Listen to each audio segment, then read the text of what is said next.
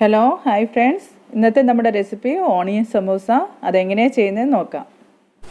ഇപ്പൊ നമുക്ക് ഓണിയൻ സമൂസ ഉണ്ടാക്കാം. ഓണിയൻ സമൂസ ഉണ്ടാക്കാൻ നമുക്ക് മൈദയിൽ മാത്രമായാലും ഉണ്ടാക്കാം, അല്ലെങ്കിൽ ഗോതമ്പ് പൊടി മാത്രമായാലും ഉണ്ടാക്കാം. ഇപ്പൊ ഞാൻ നിങ്ങളെല്ലാവർക്കും ഡൗട്ട് വരാതിരിക്കാൻ ഞാനിപ്പോൾ 1 കപ്പ് മൈദയിൽ 1 കപ്പ് ഗോതമ്പ് പൊടിയിലും കൂടെ രണ്ടും കൂടെ മിക്സ് ചെയ്യുവാണ്.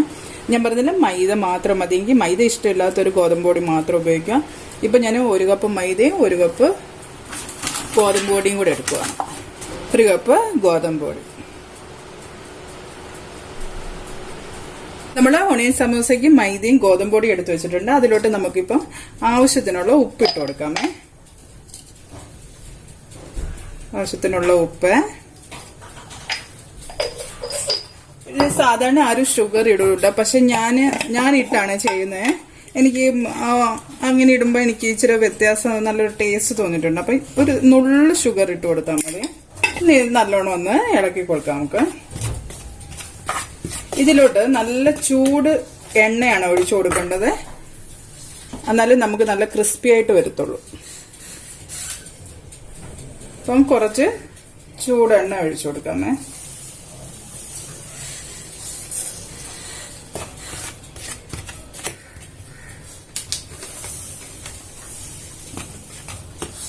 ഇത്രയും മതിയേ. 2 സ്പൂൺ നല്ല ചൂടെണ്ണ ഒഴിച്ചു കൊടുക്കുക. ഇനി നല്ലോണം കുറച്ച് വെള്ളം ഒഴിച്ച് കുഴച്ചെടുക്കുക. ചൂടായതുകൊണ്ടാണ് ഞാൻ കൈ തൊടാത്തത്. ഇനി എന്നിട്ട് കൈ വെച്ച് നല്ലോണം കുഴച്ചെടുക്കാം നമുക്ക്.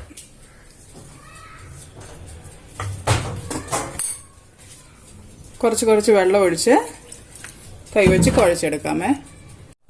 ഇപ്പോൾ ഈ ഒരു പരുവത്തിൽ നമുക്ക് കുഴച്ച് വെക്കാമേ. ഈ ഒരു സമയത്ത് ഞാൻ ഉള്ളിയൊക്കെ അരിഞ്ഞിട്ട് വരട്ടെ. അപ്പൊ ഇതൊന്നും കുറച്ചു നേരം ഇരിക്കട്ടെ മാവ്. അപ്പൊ എന്തുണ്ട്, ഇതുപോലൊരു സോഫ്റ്റ്നെസ് വേണേ, ഉണ്ടല്ലോ. അപ്പൊ ഈ മാവ് നമുക്ക് റെസ്റ്റ് ചെയ്യാൻ വെക്കാം. ഇപ്പൊ ഇതിന്റെ ഫില്ലിംഗ് നമുക്ക് 2 ടൈപ്പ് ചെയ്യാം. ഇപ്പൊ ഞാൻ ഇത് വഴറ്റിയാണ് എടുക്കുന്നത്. ഇപ്പൊ അല്ലാതാണെങ്കിൽ നിങ്ങളുടെ കയ്യിൽ അവൽ, ഇപ്പൊ എന്റെ കയ്യിൽ അവലില്ലാത്തതുകൊണ്ടാണ്. അവലുണ്ടെങ്കിൽ നിങ്ങൾ ഡയറക്റ്റ് ഇതിനകത്തോട്ട് മസാല ഇട്ടിട്ട് അവലിലൂടെ ഇട്ട് ഞെരടി എടുത്താൽ മതി. അപ്പൊ അവലിടുവാണെങ്കിൽ, അവലിടുന്നതിന്റെ ഇതെന്ന് വെച്ചാൽ ഈ ഉള്ളിലെ വെള്ള അവലങ്ങ് കയറി പിടിക്കും. അപ്പം പിന്നെ നല്ലൊരു ടേസ്റ്റുമാണ്. അപ്പൊ ഞാനിവിടെ അവൽ ഉപയോഗിക്കത്തില്ല, കാരണം ഇവിടെ മക്കൾക്ക് ഇഷ്ടമല്ലാത്തതുകൊണ്ട് അവർക്ക് ഞാൻ വഴറ്റിയാണ് എടുത്ത് വെച്ച് കൊടുക്കുന്നത്. അപ്പം ഞാനിപ്പോ വഴറ്റി ചെയ്യുന്ന കാണിക്കുന്നത്. അവലിട്ടത് ഞാൻ കാണിച്ചു തരാം ഒരു പ്രാവശ്യം കേട്ടോ. ഇപ്പൊ ഞാൻ കടായിൽ എണ്ണ ഒഴിച്ചിട്ടുണ്ട്. അപ്പൊ നമുക്ക് ഇത് ഞാനിപ്പോ ഒരു 2 സവാള, വലിയ സവാള എടുത്തേക്കുന്ന ഇട്ട് കൊടുക്കാം.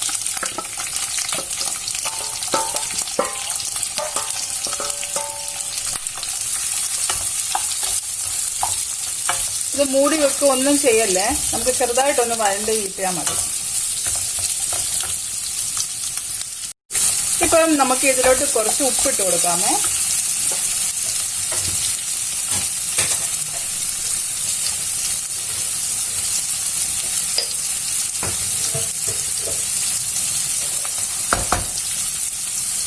കുറച്ച് ജിഞ്ചർ ഗാർലിക് പേസ്റ്റ്. അതുപോലെ ഇതിനകത്തിന് കൊത്തമല്ലി ഇടേണ്ടവർ ഏറെ കൊത്തമല്ലി ഇട്ടോളൂ, നല്ലതാണ് കേട്ടോ. ഇവിടെ ഞാൻ യൂസ് ചെയ്യാത്തത് കൊണ്ട് ഈ കൊത്തമല്ലി ഇടുക, കറിവേപ്പില ഇടുക ഓരോരുത്തർ പിന്നെ രുചിക്ക് അനുസരിച്ചാണ്. ചിലർക്ക് കൊത്തമല്ലി ഇഷ്ടമല്ല, അങ്ങനെയാണ്. അപ്പം ഞാനിവിടെ കറിവേപ്പില 2 പിച്ചി ഇടുവാണ്. ഇനി ഇതിലോട്ട് നമുക്ക് കുറച്ച് ടർമറിക് പൗഡർ ഇട്ട് കൊടുക്കാം. മഞ്ഞൾപ്പൊടി 1/4 teaspoon, jeera powder 1/4 teaspoon, chilli powder 1/2 teaspoon, ഒരു 1/4 ടീസ്പൂൺ കൊറിയാൻഡർ പൗഡർ, ഒരു പിഞ്ച് ഷുഗർ. ഇത്രയുള്ള നമ്മുടെ മസാല.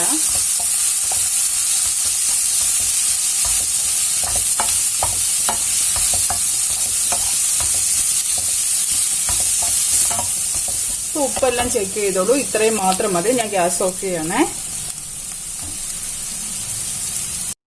ഇനി നമുക്കിവിടെ പരത്തിയെടുക്കാം. ഞാനിപ്പം നിങ്ങൾക്ക് ഒരു സിമ്പിൾ ആയിട്ടാണ് കാണിച്ചു തരുന്നത്, അല്ലാതെ ഞാൻ ഷീറ്റ് ഉണ്ടാക്കി അങ്ങനെയൊന്നുമല്ല. ഞാനിപ്പോൾ സിമ്പിൾ ആയിട്ടാണ് കാണിച്ചു തരുന്നത് നിങ്ങൾക്ക്. അപ്പം നമുക്കിത് ചപ്പാത്തി പോലെ പരത്തിയെടുക്കാം.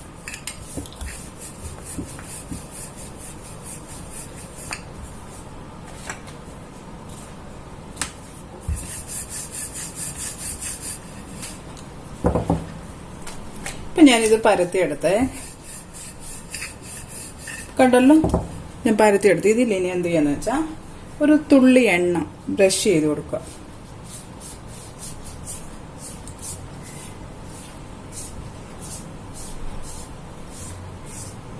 ജസ്റ്റ് ഒന്ന് ടച്ച് ചെയ്താൽ മാത്രമേ മതി. എന്നിട്ട് കുറച്ച് മൈദാമാവ് ഇട്ട് കൊടുക്കുക. മൈദാമാവ് നല്ലോണം സ്പ്രെഡ് ചെയ്ത് കൊടുക്കുക. ഇത് നമുക്ക് സൈഡിലോട്ട് മാറ്റി വെക്കാം. എന്നിട്ട് നമുക്ക് അടുത്തത് എടുത്തിട്ട് അതിന്റെ മേലെ വെച്ച് കൊടുക്കാം. അടുത്ത് നമുക്ക് പരത്തിയെടുക്കാമേ. അപ്പോൾ നമ്മൾ ആദ്യം ചെയ്തത് ഇങ്ങോട്ട് നീക്കി വെക്കുക. നമ്മൾ ചെയ്ത കുറച്ചും കൂടെ മൈദ ഇട്ടിട്ട് ഇതിന്റെ മേലെ ഇത് വെച്ച് കൊടുക്കുക. കണ്ടല്ലോ. ഇത് മാറ്റി വെക്കാം. നമുക്ക് അടുത്തതും കൂടെ പരത്തിയെടുക്കാം. അങ്ങനെ മേലെ മേലെ ഇനി അടുത്തത് ഇടുമ്പോൾ അടുത്തത് എണ്ണ തേച്ച് മൈദ തൂവി അടുത്തതും എടുത്തു വെക്കണേ. അങ്ങനെ നമുക്ക് പരത്തിയെടുക്കാം. ഇപ്പൊ നോക്കി, ഞാൻ 6 എണ്ണ ഇതുപോലെ അടുക്കി അടുക്കി വെച്ചിട്ടുണ്ട്.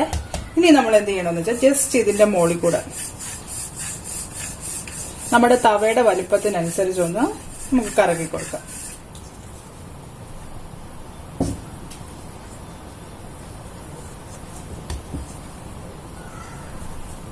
ആരും പേടിക്കണ്ട, ഒന്നും ആവത്തില്ല കേട്ടോ. തവ വലുതാണെങ്കിൽ അതിനനുസരിച്ച് നമുക്ക് പരത്തി കൊടുക്കാമേ.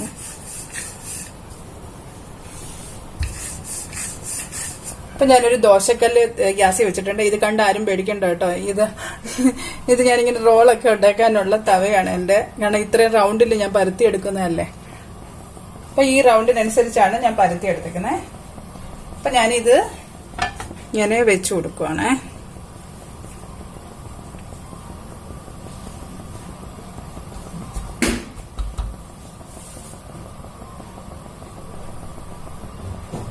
അത് ചൂടായിട്ട് നമുക്ക് തിരിച്ചിടാം. അപ്പുറത്തെ സൈഡ് നല്ലോണം ഇതായിട്ടുണ്ട്. ഇപ്പൊ നമുക്ക് തിരിച്ചിട്ട് കൊടുക്കാം.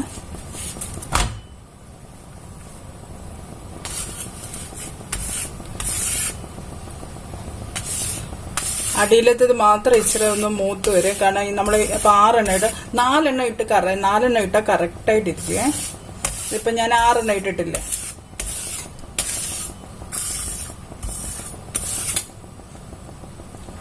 ഇപ്പൊ തന്നെ നോക്കിയാൽ അറിയാം നമ്മുടെ ഷീറ്റ് നല്ലോണം ഇളകി വരും ചൂടാവും തോറും. ഇപ്പൊ ഇത്രയും മതിയേ. ഇനി നമുക്കിത് എടുക്കാം. ഇനി ഇപ്പൊ ഇത് ഞാൻ 4ആയിട്ട് കട്ട് ചെയ്യാൻ പോണേ.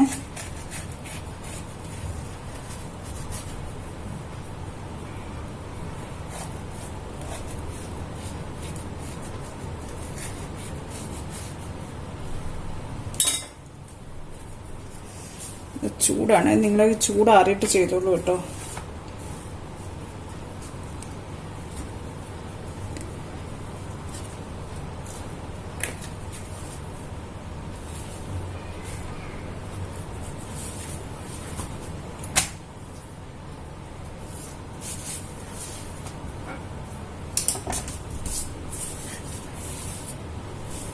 ഇപ്പൊ ഞാൻ എല്ലാം മുറിച്ചെടുത്തിട്ടുണ്ട്. ഇനി നമുക്ക് ഇത് ഓരോന്നായിട്ട് എടുക്കാം.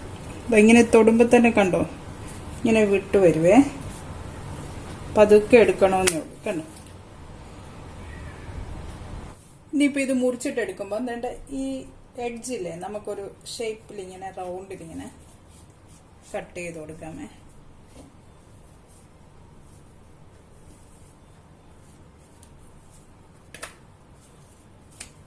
അതൊന്നും കളയല്ലേ. അത് വെച്ച് നമുക്ക് വേറൊരു കാര്യം ചെയ്യാം. ഞാൻ കാണിച്ചു തരാം നിങ്ങൾക്ക്. ഈ എപ്പിസോഡിൽ പറ്റുമോന്ന് എനിക്കറിയത്തില്ല. ഇങ്ങനെ അങ്ങ് എടുക്കുക. ഇത് നമുക്കിനി ഇതുപോലെ കോണുണ്ടാക്കാം. എന്നിട്ട് ഇതിങ്ങനെ ഇങ്ങനെ പ്രസ് ചെയ്ത് കൊടുക്കും. ഇവിടെ എന്താണ്ട് ഇതിങ്ങനെ ക്ലോസ് ആയിട്ടിരിക്കണം. ഇവിടെ നിന്ന് ഇങ്ങനെ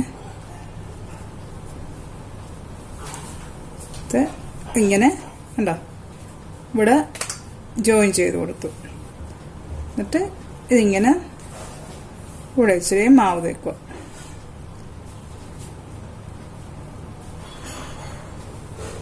കണ്ടല്ലോ.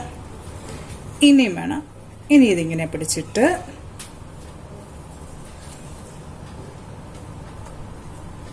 ഈ ഫില്ലിങ് ഇതിനകത്തോട്ട് വെച്ച് കൊടുക്കും.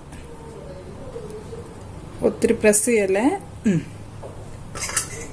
വെച്ച് കൊടുത്തിട്ട് ഇതിനകത്തോട്ട് നമുക്ക് മാവ് തേക്കണം.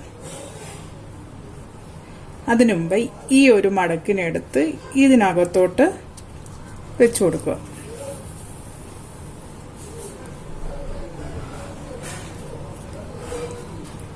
ഇതിൻ്റെ അഡ്ജസ്റ്റിലെല്ലാം തേച്ച് കൊടുക്കുക.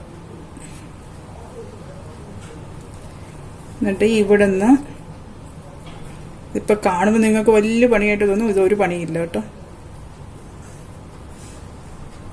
ഇങ്ങനെ പ്രസ് ചെയ്യാം. എന്നിട്ട് ഈ എഡ്ജെല്ലാം ഒന്ന് പ്രസ് ചെയ്ത് കൊടുക്കുക. കണ്ടോ? റെഡിയായി. ഇപ്പം നമ്മൾ എണ്ണ ചൂടാകാൻ വെച്ചിട്ടുണ്ട്. ഇനി അതിലോട്ട് നമുക്ക് ഇത് ഇട്ട് കൊടുക്കാമേ. അയ്യോ, ഇപ്പം നമ്മളിതെല്ലാം ഇത് ചെയ്തെടുത്തിട്ടുണ്ട്. ഇതിവിടെ ഒരു അടിയായിരുന്നു പിള്ളേരെല്ലാം കൂടെ ഇത് ചെയ്യുന്നതിൻ്റെ. അപ്പോൾ ഒരു വിധത്തിൽ അതൊരു ഷേപ്പിലാക്കി എല്ലാവരും തന്നിട്ടുണ്ട്. ഇട്ട് കൊടുക്കാം.